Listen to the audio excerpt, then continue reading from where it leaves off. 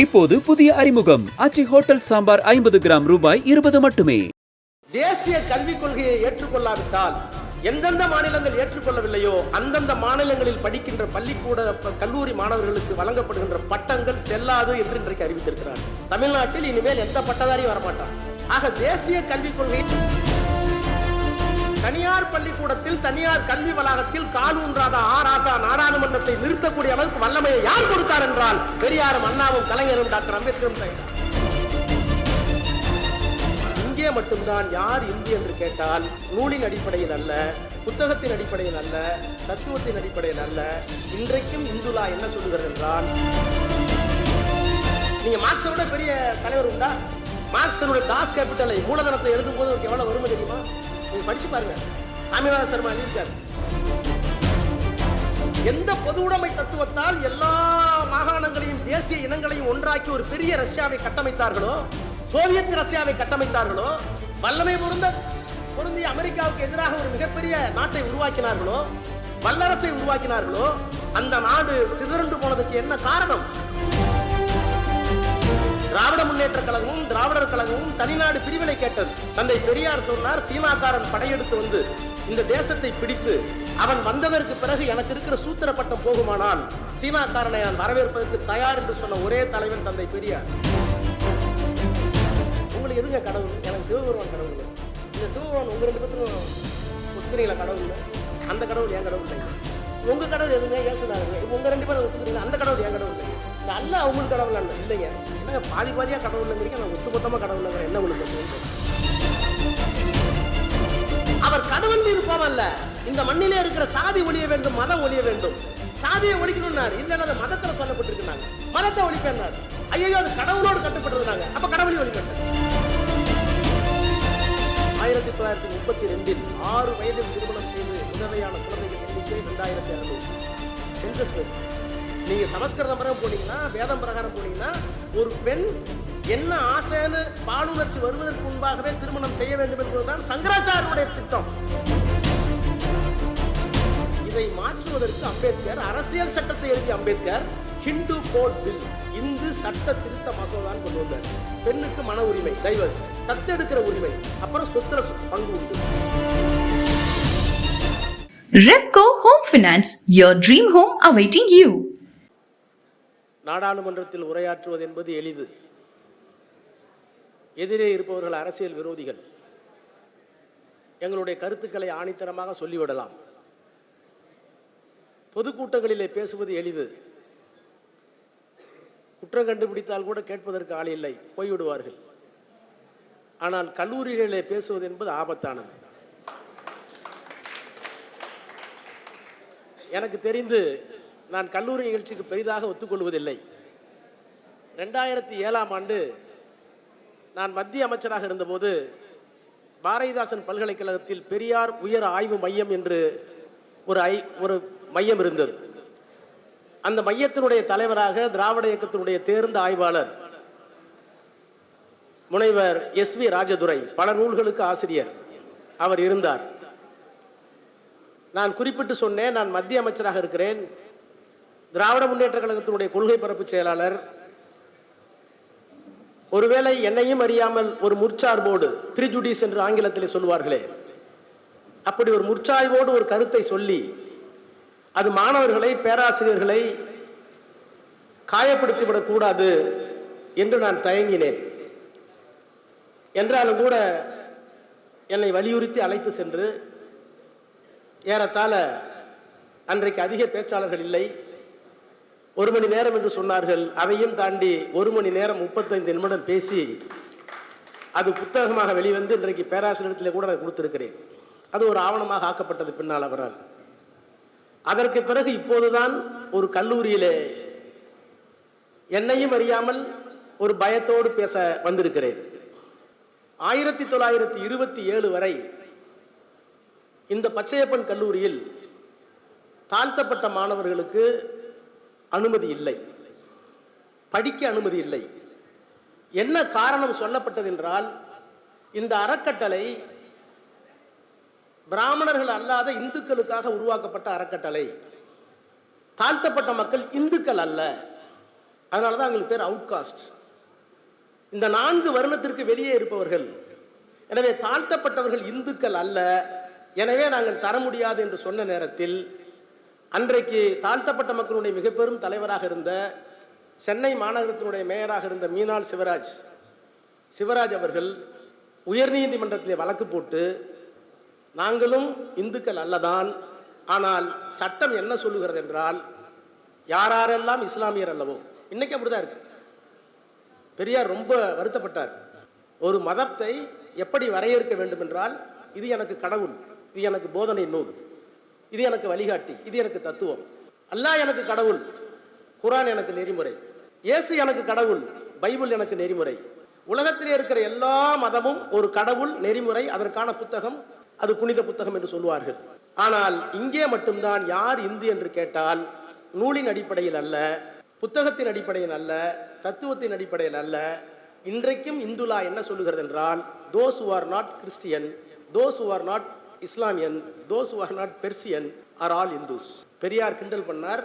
மாடு எதுன்னு கேட்டா எது கோழி இல்லையோ, எது கொக்கு இல்லையோ, எது கொடி இல்லையோ, இதெல்லாம் மாடுன்னு சொன்னா முட்டாளால் கேட்டார்.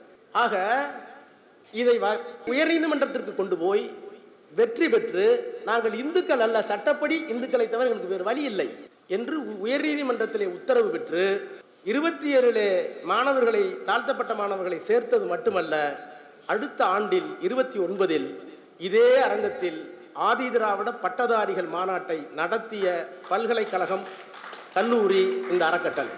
ஒரு மிகப்பெரிய வரலாற்று செய்தி. 24 அனுமதி இல்லை, 27 அனுமதி இல்லை. ஏறத்தாழ 100 ஆண்டுகளுக்கு பிறகு அதே சமுதாயத்திலே பிறந்த ராஜா இங்கே சிறப்பு விருந்தினராக உங்களிடத்திலே பேசிக் கொண்டிருக்கிறேன். இதை செய்தது யார்? உயர்நீதிமன்றம் மட்டுமல்ல, இதை செய்ததுதான் பெரியார், அண்ணா, கலைஞர் என்ற முப்பெரும் தலைவர்கள். பெரியாரை பற்றி ஒரு அரங்கு பேச வேண்டும், அண்ணாவை பற்றி தனி அரங்கு பேச வேண்டும்.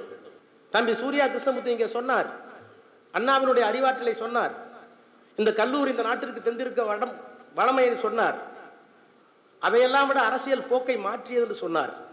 உங்களுக்கு தெரியாது, அண்ணாவினுடைய வாதம் நாடாளுமன்றத்தில் எப்படி இருக்கும் தெரியுமா? திராவிட முன்னேற்ற கழகமும் திராவிடர் கழகமும் தனிநாடு பிரிவினை கேட்டது. தந்தை பெரியார் சொன்னார், சீனாக்காரன் படையெடுத்து வந்து இந்த தேசத்தை பிடித்து அவன் வந்ததற்கு பிறகு எனக்கு இருக்கிற சூத்திர பட்டம் போகுமானால் சீனாக்காரனை நான் வரவேற்பதற்கு தயார் என்று சொன்ன ஒரே தலைவன் தந்தை பெரியார். இந்திய தேசத்தின் மீது எனக்கு நம்பிக்கை இல்லை என்று சொல்லவர். இன்னும் ஒருபடி மேலே போய் சொன்னால், தென்னிந்திய நல உரிமை சங்கம் என்று இருந்ததே 100 ஆண்டுகளுக்கு முன்னால், பெரியார் ஒருவருக்கு முன்னால், நான் இந்தியாவே ஏத்துக்க மாட்டேன்னா ஏன் தென்னிந்திய நல உரிமை சங்கம் ஏத்துக்க முடியாதுன்னார். நான் பிராமின் மூவ்மெண்ட் இருந்தது, பார்ப்பனர் அல்லாத ஒரு நிறுவனம் இருந்தது, எனக்குன்னு ஒரு அடையாளம் இருக்கு, ஏன் நான் அவரை சொல்லணும், அதையும் ஏற்றுக்க முடியாதுன்னார். பிராமணர் அல்லாத ஒரு இயக்கம் பெரியார் ஏற்றுக்கொள்ளவில்லை, தென்னிந்திய நல உரிமை சங்கம் ஏற்றுக்கொள்ளவில்லை. இந்தியான்னு ஒரு நாடு எப்பவும் இருந்ததில்ல, இது 56 தேசமா இருந்தது. வெள்ளக்காரன் வந்தா இந்தியான்னு பேர் கொடுத்தான், நான் ஏற்றுக்கொள்ள முடியாதுன்னாரு.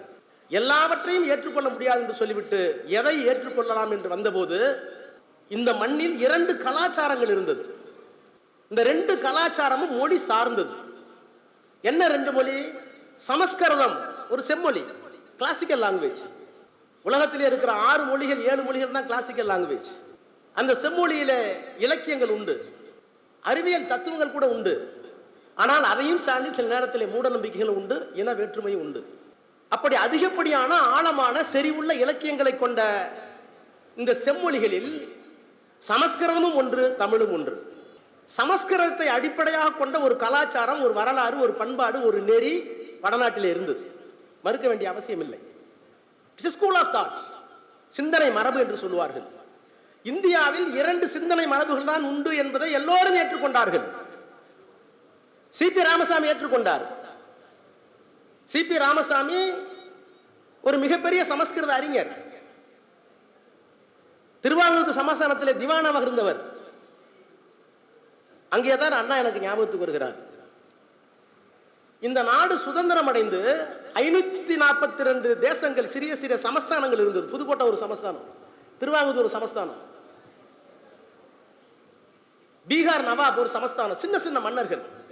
அவர்களெல்லாம் ஒழித்து விட்டுத்தான் மன்னர் மானிய ஒழிப்பை கொண்டு வந்தார் சர்தார் வல்லபாய் பட்டேல்.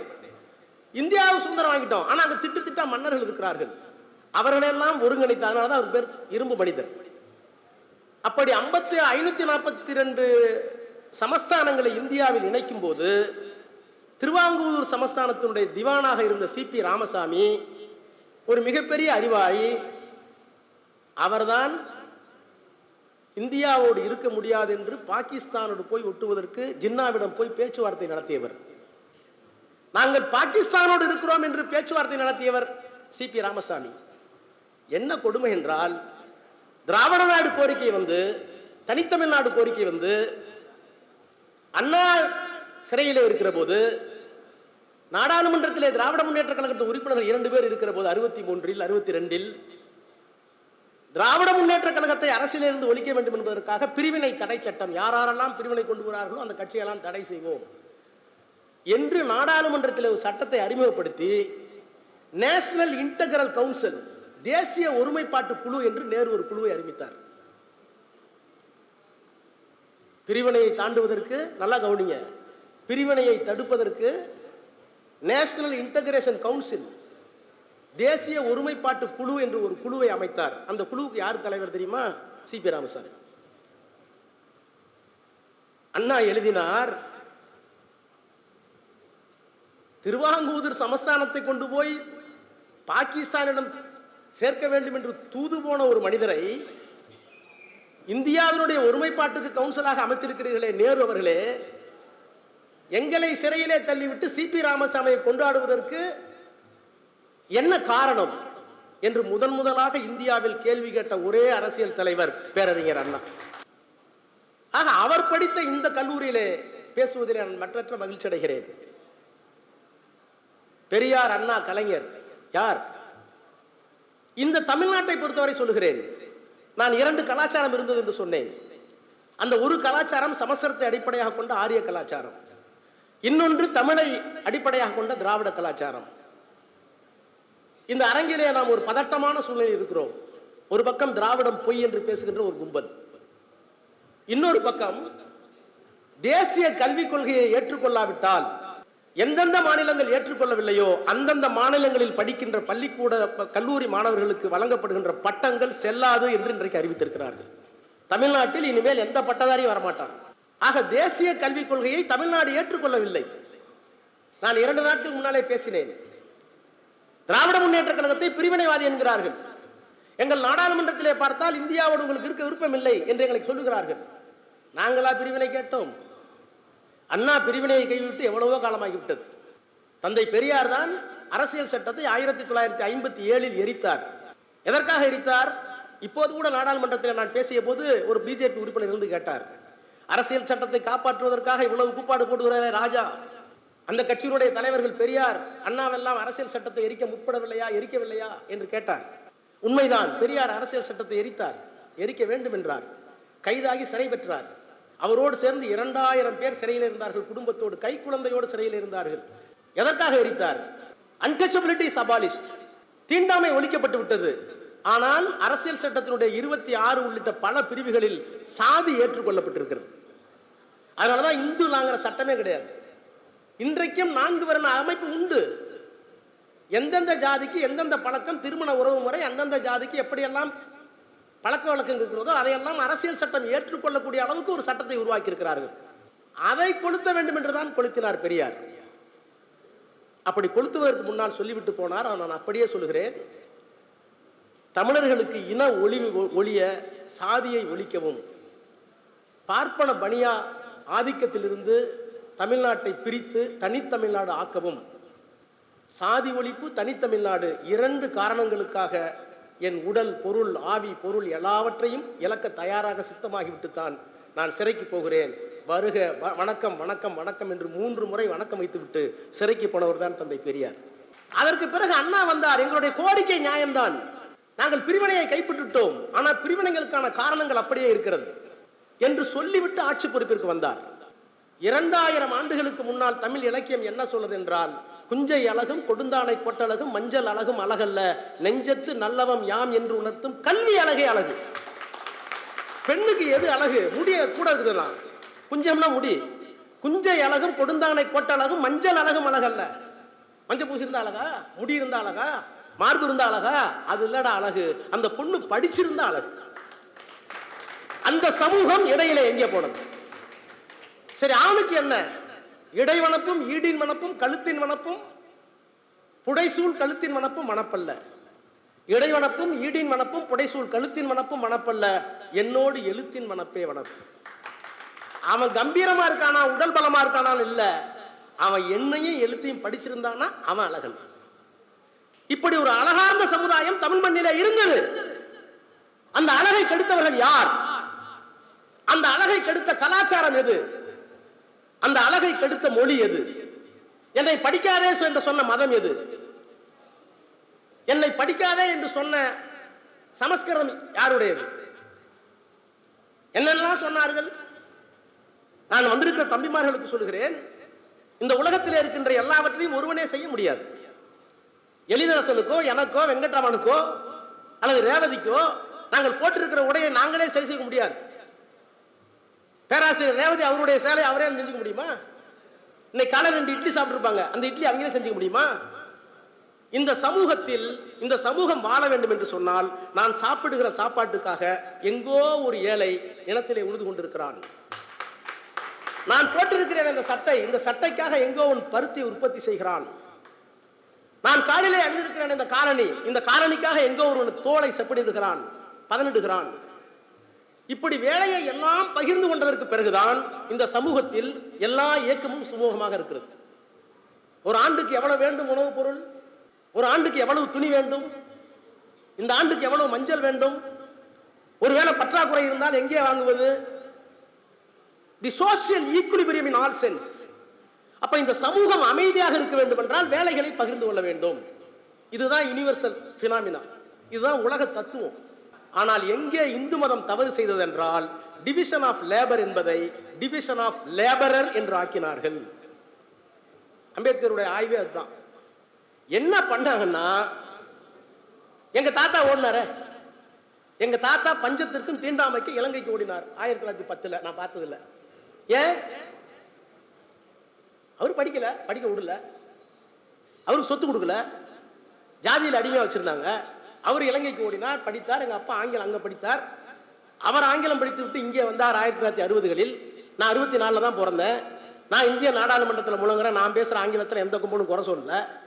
இத்தனைக்கும் நான் பச்சையப்பா கல்லூரிகளும் படிக்கல. இந்த கல்லூரியை பார்த்தா எனக்கு ஏக்கமா இருக்கும். நான் படித்தது ஒரு பொட்டக்காட்டில் முசிறி அரசு கலைக்கல்லூரி ஒரு கல்லூரியில் படித்தேன். தனியார் பள்ளிக்கூடம் பக்கம் காலை கூட வைத்ததில்லை. ஆதிதிராவிட நலப்பள்ளியிலே சேர்ந்தேன் 1ஆம் வகுப்பு, 5ஆம் வகுப்பு அங்கே படித்தேன். 6ஆவதுலேருந்து 12ஆம் வகுப்பு அரசு மேல்நிலைப்பள்ளி ஒரு கிராமம், அதற்கு பிறகு முசிறி, அதுக்கு பிறகு சட்டக்கல்லூரி மதுரை, அதற்கு பிறகு சட்டக்கல்லூரி மேற்படிப்பு திருச்சி. தனியார் பள்ளிக்கூடத்தில் தனியார் கல்வி வளாகத்தில் கால் ஊன்றாத ஆராசா நாடாளுமன்றத்தை நிறுத்தக்கூடிய அளவுக்கு வல்லமையை யார் கொடுத்தார் என்றால் பெரியாரும் அண்ணாவும் கலைஞரும் டாக்டர் அம்பேத்கரும் தயந்தார். அப்ப இந்த டிவிஷன் ஆஃப் லேபர் மூலமாக கொடுக்கப்பட வேண்டிய வாய்ப்பை தடுத்தது எது? இந்த மதம். டிவிஷன் ஆஃப் லேபர் என்னன்னா, ஒரு சமூகத்தில் யார் வேணாலும் எந்த பொருளாலும் செஞ்சுக்க, தொழில் வேணாலும் செய்யலாம். நீங்க லண்டனுக்கு போயிருங்க, லண்டனுக்கு போயிருந்தேன். லண்டன்ல பார்பர் ஷாப்னு இருக்கு. ஆனா அவர் பார்பர் கிடையாது, அன்னைக்கு அவர் செய்யறார். அவருக்குள்ள பார்பர் இருக்க வேண்டிய அவசியம் இல்லை. ஜாதி பிறப்போடு முடிச்சு போடப்படவில்லை, தொழில் பிறப்போடு இல்லை. தொழிலை பிறப்போடு முடிச்சு போட்டு இன்னாருடைய பையன் இன்னாராதான் இருக்க வேண்டும் என்று நான் சொன்னேனே, எது அழகு என்று பெண்ணுக்கும் ஆணுக்கும், அந்த அழகிலே இருந்து தள்ளி தள்ளி தள்ளி நால்வர்ணத்தை கொண்டு வந்து சமஸ்கிருதத்தின் மூலமாக இங்கே இந்து மதத்தின் பெயரால் வாய்ப்புகளை கெடுத்து படிக்க விடாத ஒரு சமுதாயம் தற்குறிகளாக வந்த நேரத்தில் அந்த தற்குறித்தனத்தை தூக்கி எறிவதற்காக பாடுபட்ட ஒரு மகத்தான தலைவர் தான் தந்தை பெரியார். அந்த பெரியார் தத்துவத்தை தந்தார். நான் இன்னும் பெருமையோடு சொல்லட்டுமா, நான் அரசியல் பேசுவதற்காக வரல, என் எல்லையை மீறக்கூடாது. உலகத்திலே தத்துவங்கள் தோன்றும், அந்த தத்துவங்களை முன்னெடுப்பதற்கு தலைவர்கள் வருவார்கள். அப்படி தலைவர்கள் வருகிற போது அந்த தத்துவம் இயற்கையாகவே சேதாரம் சிதிலமடையும். ஏன்னா வர்ற தலைவனுக்கு சுயநலம் வந்துடும். நீங்க மார்க்ஸை விட பெரிய தலைவர் உண்டா? மார்க்ஸனுடைய தாஸ் கேபிட்டலை மூலதனத்தை எழுதும் போது அவருக்கு எவ்வளவு வறுமை தெரியுமா? நீங்க படிச்சு பாருங்க. சாமிநாத சர்மா எழுதியிருக்காரு, கார்ல் மார்க்ஸை பத்தி சாமிநாத சர்மா எழுதியிருக்கார். எழுதி குவித்த பேல்களுக்கு இங்கு போட முடியல. 3 குழந்தை செத்து போச்சு. இறந்து போன குழந்தைக்கு சவப்பெட்டி வாங்க முடியல. இன்னொரு கை குழந்தை மார்பில் பால் குடிக்குது. தாயினுடைய மகர்பில் பால் இல்லை, ஏன்னா அந்த அம்மாவுக்கு சாப்பிடல, குழந்தை கடிச்சு மார்பில் காயமாயிடுச்சு, ரத்தம் வந்துச்சு. இதெல்லாம் பொய்யல்ல, எழுதி வைத்திருக்கிறார்கள். அந்த மாமனிதன் சாகிற போது 4 பேர் 7 பேர் கூட இல்லை. ஆனால் அவன் எழுதிவிட்டு போன கம்யூனிச தத்துவம் தான் ஒரு மிகப்பெரிய பிரளயத்தை இந்த மண்ணிலே ஏற்படுத்தி மிகப்பெரிய ரஷ்யாவினுடைய உருவாக்கத்தை ஒளிப்படுத்தியது. அதற்கு பின்னாலே வந்த தலைவர்கள் ஃபிரெடரிக் ஏங்கல்ஸ் இருந்தாலும் லெனினாக இருந்தாலும் தத்துவத்தை சரியாக பார்த்து கொண்ட தலைவர்கள் இருக்கிற வரை தத்துவத்துக்கு சேதாரம் இல்லை. அப்புறம் வந்தார் ஒவ்வொருத்தரா. ஸ்டாலின் வந்தார், கொஞ்சம் குறைச்சார். இந்த ஸ்டாலின் அந்த ஸ்டாலின் சொல்றேன், எங்கள் ஸ்டாலின் அல்ல. எங்கள் ஸ்டாலின் தத்துவத்தோடு இருக்கிற ஒரு மகத்தான தலைவன். பின்னால் வருகிறேன். ஸ்டாலின் காலத்தில் ரஷ்யா நீர்த்து போனது. அப்புறம் குருஷே வந்தார், கடைசியா கோர்பச்சே வந்தார். எந்த பொது உடைமை தத்துவத்தால் எல்லா மாகாணங்களையும் தேசிய இனங்களையும் ஒன்றாக்கி ஒரு பெரிய ரஷ்யாவை கட்டமைத்தார்களோ, சோவியத் ரஷ்யாவை கட்டமைத்தார்களோ, வல்லமை பொருந்திய அமெரிக்காவுக்கு எதிராக ஒரு மிகப்பெரிய நாட்டை உருவாக்கினார்களோ, வல்லரசை உருவாக்கினார்களோ, அந்த நாடு சிதறண்டு போனதுக்கு என்ன காரணம்? கோர்பச்சேவ் என்கின்ற அந்த தலைவன் மோசமானவன். அப்ப தத்துவம் எவ்வளவு உயர்ந்ததாக இருந்தாலும் அந்த தத்துவத்தை கையாளுகின்ற அடுத்த தலைமுறைக்கு வருகின்ற தலைவர்கள் கெட்டவர்களாக இருந்தால், கருத்து பிறையுள்ளவர்களாக இருந்தால் அந்த தத்துவம் தோத்து போகும். ஆனால் திராவிட இயக்கத்துக்கு மிகப்பெரிய பெருமை என்ன தெரியுமா? பெரியாருக்கு பிறகு அண்ணா என்ன சொன்னார்கள்? ஒன்றே குலம் ஒருவனே தேவன் அண்ணா. பெரியார் கடவுள் இல்லைன்னார். அது கடவுள் இல்லை, இல்லவே இல்லை, கடவுளை கற்பித்தவன் காட்டு மிராண்டி, கடவுளை வணங்குகிறான் அயோக்கியன்னார். அதை கூட சொன்னாங்க. ஒரு ஒரு முடிவு பண்ணி பெரியார் ரொம்ப மோசமா திட்டுறாரு அப்படின்னு 3 மதத்தை சேர்ந்தவங்களும் போனாங்க. ஒரு ஆதீனம், ஒரு முட்டவள்ளி, அப்புறம் ஒரு கிறிஸ்டின் ஃபாதர், 3 பேர் சேர்ந்து போய் பாவனாஸ் பக்கத்தில் பெரியார் பார்த்தாங்க. ஐயா எல்லாம் சொல்லுங்க, ஜாதி ஒழியணும், மத ஒழியும் எல்லாம் செய்யுது, கடவுளை கற்பித்தவன் முட்டாள், கடவுளை வணங்குறவன் காட்டு மிராண்டி, எங்கெல்லாம் கஷ்டமா இருக்கு. ஐயா ஒன்றும் சொல்லல, நல்லதுங்க, டீ சாப்பிடுங்க, உங்களுக்கு எதுங்க கடவுள்? எனக்கு சிவபெருமான் கடவுளுங்க. அந்த சிவபெருமான் உங்க 2 பேத்துக்கும் ஒத்துக்கிறீங்களா கடவுள்னு? அந்த கடவுள் என் கடவுள் இல்லைங்க. உங்க கடவுள் எதுங்க? ஏசுநாதருங்க. உங்க 2 பேரும் ஒத்துக்கிறீங்களா? அந்த கடவுள் என் கடவுள் இல்லைங்க. இந்த அல்லாஹ் உங்களுக்கு கடவுள் இல்லைங்க. என்னங்க பாதி பாதியா கடவுள் இல்லைங்கிறீங்க, நான் ஒட்டுமொத்தமா கடவுள் இல்லைங்கிற என்ன உங்களுக்கு பிரச்சனைன்னு கேட்டேன். பெரியாருக்கு என்ன கோபம்? மனிதனுக்கு மனிதன் தொடக்கூடாது, கண்ணில் படக்கூடாது, பார்த்தால் தீட்டு, தொட்டால் தீட்டு, தெருவிலே நடக்கக்கூடாது, குளத்திலே தண்ணீர் எடுக்கக்கூடாது என்பவை போன்ற கொள்கையில் தாண்டவம் ஆடுகிற ஒரு நாட்டை பூகம்பத்தால் எரிக்காமலோ, சண்டமாருதத்தால் துகளாக்கப்படாமலோ, சமுத்திரம் மூழ்கி எழுந்து அமிழ செய்யாமலோ பார்த்த பிறகு கடவுள் ஒரு இருக்கிறார் என்றால் நான் எப்படி நம்புவது? கடவுளுக்கு அவர் கோபம். கடவுள் அவர்கிட்ட கேட்டாங்களே, கடவுள் வந்தா நானும் கும்பிட்டு போறேன். அவர் கடவுள் மீது கோபம் அல்ல, இந்த மண்ணிலே இருக்கிற சாதி ஒழிய வேண்டும், மதம் ஒழிய வேண்டும். சாதியை ஒழிக்கணும்னாரு. இல்ல அது மதத்துல சொல்லப்பட்டிருக்கு, மதத்தை ஒழிப்பேன்னாரு. ஐயோ அது கடவுளோடு கட்டுப்பட்டது. நாங்க அப்ப கடவுளையும் ஒழிப்பேன். ஆக இந்த மண்ணில் ஏன் பெண்கள் அடிமையாக்குனீங்க? அப்ப எப்படி பாடுச்சு? காக்கை பாட்டுக்கார் என்ன பண்ணாங்க? சங்க காலத்தில் இத்தனை பெண் புலவர்கள் இருந்தாங்க, என்ன பிரச்சனை? நான் சொன்னேன், எங்க தாத்தா ஓடினார் தீண்டாமைக்குன்னு. எங்க அப்பா சம்பாதிச்சு வந்து 15 ஏக்கர் நிலம் வாங்கினாரு. நான் வீட்டுல 8வது பையன்.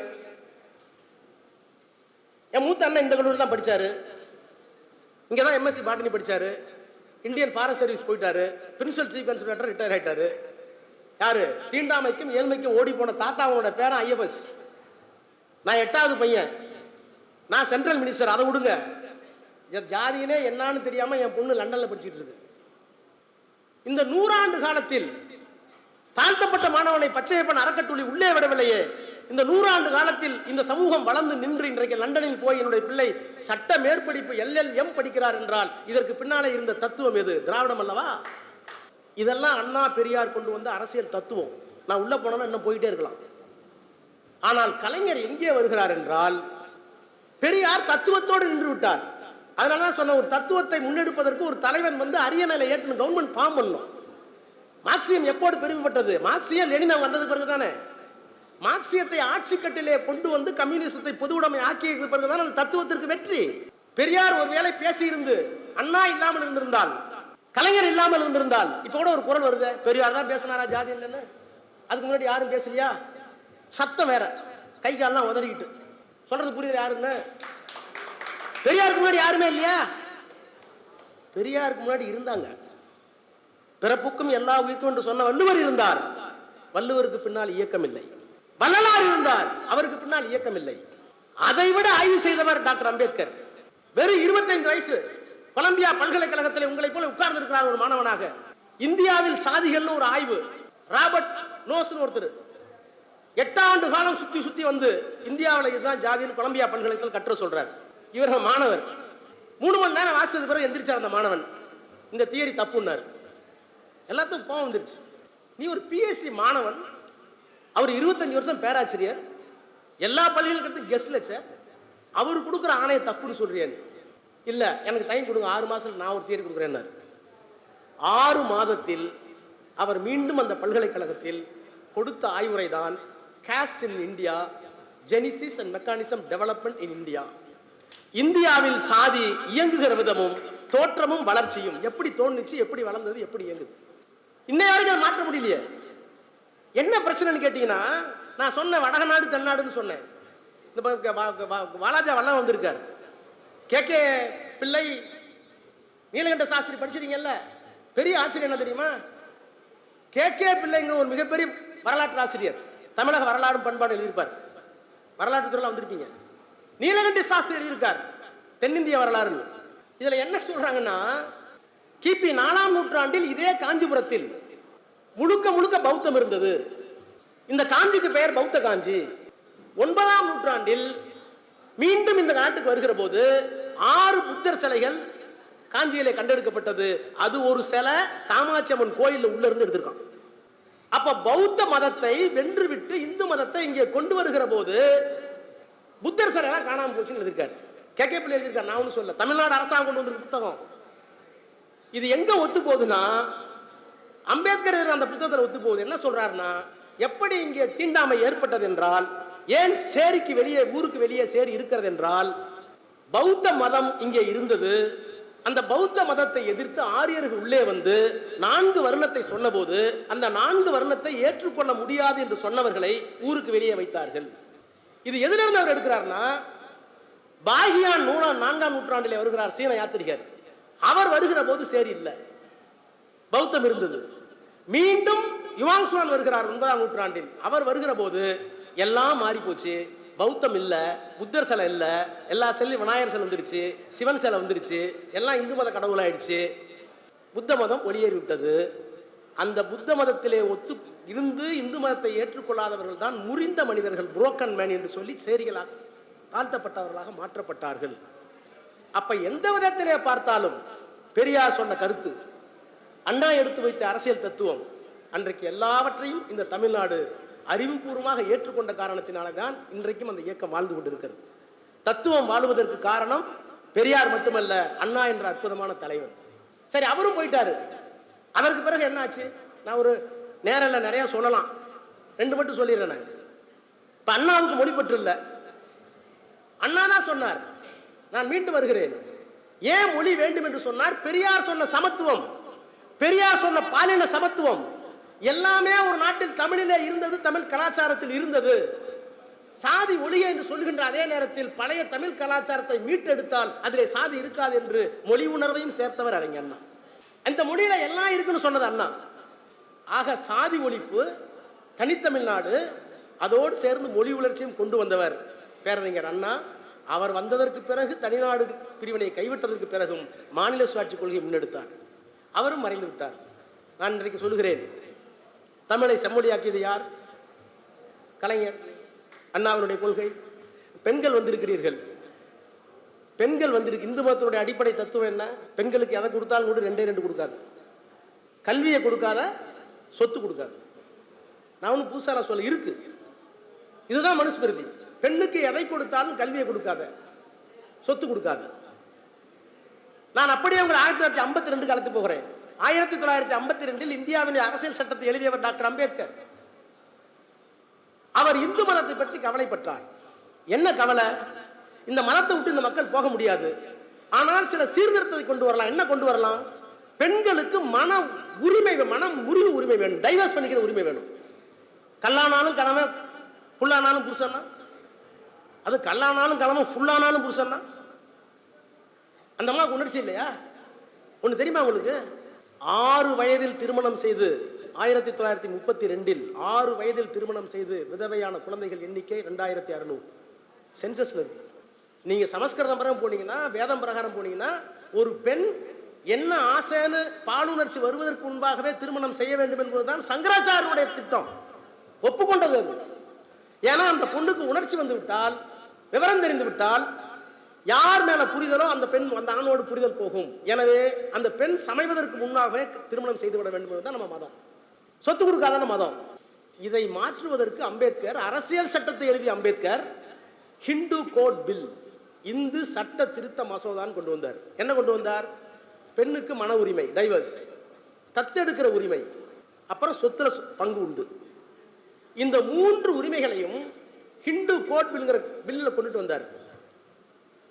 நேரு ஒப்புக்கொண்டார். நேரு ஒரு பகுத்தறிவாதி. அவர் ஒரு பெரிய கடவுள் நம்பிக்கையில் உள்ளவர் கிடையாது. நீங்க உங்களுக்கு கடவுளை கும்பிடுங்கன்னு கேட்டப்ப நான் கடவுளை கும்பிடுறது இல்லை, கடவுள் யோசிக்கிறது இல்லை, ஐ எம் அக்னாஸ்டிக்னார். உண்டென்பார் சிலர், இல்லை என்பார் சிலர், ஆனால் எனக்கில்லை கடவுள் கவலை. இருந்தா இருந்துட்டு போட்டோம், இல்லைன்னா இல்லை, அவர் ஜோலி அவர் பார்க்கறாரு, என் ஜோலி நான் பார்க்கறேன், எனக்கு என்ன பிரச்சனைங்கிறத நேரு. அம்பேத்கர் கொடுத்த இந்த தத்துவத்தை அவர் ஏற்றுக்கொண்டார். ஆனால் காங்கிரஸ் கட்சியில் இருந்த உயர்ந்த ஜாதிக்காரர்கள், பிராமணர்கள், ராஜேந்திர பிரசாத் உட்பட, இன்னும் சொல்றேனே, ஒன்னும் புதுசா இல்லையா, புத்தகத்திற்கு தான் சொல்றேன். இங்க இருக்க சங்கராச்சாரி, சந்திரசேகர் பெரிய சங்கராச்சாரி இங்க இருந்து 10,000 பெண்களை ட்ரெயின்ல அனுப்பிவிட்டார். என்ன தெரியுமா அனுப்பிவிட்டாரு? 10,000 பெண்கள் அனுப்பிவிட்டாங்க.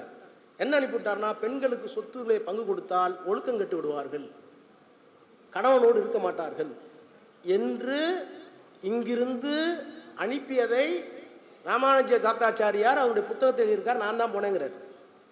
அம்பேத்கர் போனாங்க, ஒத்துக்கல. நேருகிட்ட போனாங்க, ஒத்துக்கல. ராஜேந்திர பிரசாத் போனாங்க, அந்த சட்டத்தை கடப்பிலே போட்டாங்க. அப்பதான் அம்பேத்கருக்கு சூடு வந்துச்சு, சொரணை வந்துச்சு. இந்தியாவுடைய அரசியல் சட்டத்தை எழுதினவன் நான். The constitution was given by me to the nation. ஒரு சின்ன பீஸ் ஆஃப் லெஜிஸ்லேஷன், ஒரு சின்ன சட்டம் கொண்டு வரேன், அதை இந்த நாடாளுமன்றத்தில் நான் ஏன் சட்ட மந்திரியாருன்னு தூக்கி எறிஞ்சார். வெளியே போகும்போது சொன்னார், today I have been defeated, நான் தோற்கடிக்கப்பட்டிருக்கிறேன், but still I am having confidence. A day will come, a leader will emerge to fulfill my commitment. நான் நம்புகிறேன், நான் இறந்து போய் விடுவேன், என்றைக்காவது இந்த தேசத்தில் ஒரு தலைவன் வருவான், ஒரு நாள் வரும், இந்த சட்டத்தை நிறைவேற்றி தருவான் என்று 52 சொன்னார். 1989 பெரியார் கண்ட கனவை, அம்பேத்கர் கண்ட கனவை கலைஞர் சொத்திலே சமபங்கு சொல்ல வந்தார். 29 செங்கல்பட்டு மாநாட்டில் போட்டார். இப்படி எத்தனையோ திட்டங்கள் பெரியார் கொண்டு வந்த எல்லா திட்டங்களையும் 5ஆம் வகுப்பு வரை பள்ளிக்கூடங்களுக்கு பெண்கள் தான் ஆசிரியர் சொன்னாரு. ஐயா கொண்டு வந்தது தான் 29 பட்ட திட்டம் தான். ஆக பாலின சமத்துவம், சாதியற்ற சமூகம், இவற்றையெல்லாம் கொண்டு வர வேண்டும் என்பதுதான் பெரியார் அண்ணா கண்ட கனவு. அந்த கனவை அரசியலில் கொண்டு வந்து சேர்த்தவர் கலைஞர். ஆனால் திராவிடத்திற்கு மிகப்பெரிய என்ன தெரியுமா? தத்துவத்தை தந்தை பெரியார் தந்தார், அரியணையிலே அண்ணா ஏற்றினார். அற்ப காலத்தில் அவர் காலமானார். அதுக்கு பிறகு கலைஞர் எல்லாவற்றையும் கொண்டு வந்தார். இப்ப சில பேர் கேட்கிறான், அண்ணா மாதிரி ஸ்டாலின் பேசுவாரா, கலைஞர் மாதிரி ஸ்டாலின் எழுதுவாரா? கொஞ்ச நாள் கேட்டுக்கிட்டு இருந்தான், இப்ப அதை விட்டுட்டான். ஸ்டாலின் மாதிரி உதயநிதி உழைச்சாரா? உதயநிதி இப்ப அவருக்கு என்ன தெரியுமா? நான் தெளிவா சொல்லிடுறேன். எங்க தாத்தா கஷ்டப்பட்டு சம்பாரிச்சார், எங்க அப்பா அதை காப்பாத்தி பயிர் பண்ணார், மகசூல் வந்துச்சு, பத்திரமா இருக்கு. அந்த மகசூல் திருடு போகாம காப்பாற்றுற வேலையை பார்த்தாவே எங்களுக்கு போதும். இனிமேல் ஒரு பெரியார் எங்களுக்கு வேண்டியதில்லை. பெரியாரே சொன்னார், சொந்த புத்தியெல்லாம் உங்களுக்கு வேணாம், நான் தந்த புத்தியை மட்டும் வச்சுக்கேன். தத்துவம் எங்கள் இடத்துல இருக்கிறது. அந்த தத்துவங்களை நிறைவேற்றி காட்டிய தலைவர்கள் இன்றைக்கு இல்லை. அந்த தத்துவத்தை காப்பாற்றுகிற ஒரு தலைவர் முதலமைச்சராக இருக்கிறார். இந்த தத்துவத்திற்கு சேதாரம் இல்லாத பார்த்துக் கொள்கின்ற இன்னொரு தலைவரும் எங்களுக்கு கிடைத்திருக்கிறார். திராவிடர் தோற்காது. நன்றி, வணக்கம். இப்போது புதிய அறிமுகம் ஆச்சி ஹோட்டல் சாம்பார் 50 கிராம் ரூபாய் 20 மட்டுமே. Repco Home Finance, your dream home awaiting you. மின்னம்பலம்.com, தமிழின் முதல் மொபைல் பத்திரிகை.